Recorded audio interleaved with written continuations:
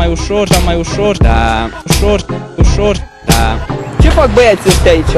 Mă ajută foarte mult, mă satisface în primul rând. Ușor, pentru mine cu siguranță ajunge să fiu omul de viață. Nu mă simt ca un robot. Roboți. Ce fac? Nu știu. Ce fac? Nu știu. Ce fac? Pe stradă și toți oamenii Mă satisface. nu te spun ce prieten, ce dușman. Cu timpul, pentru mine cu siguranță ajunge să fiu o placă video. O placă video. Roboți.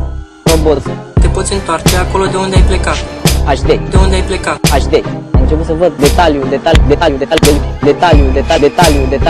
de tot. Adică nu dau importanță la nimic.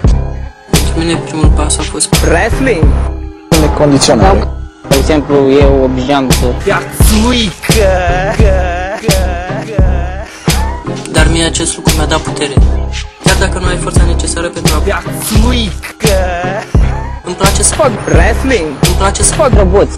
Aveți nevoie de o bară, o prindeți mâna dreaptă, invers, este o schemă foarte periculoasă.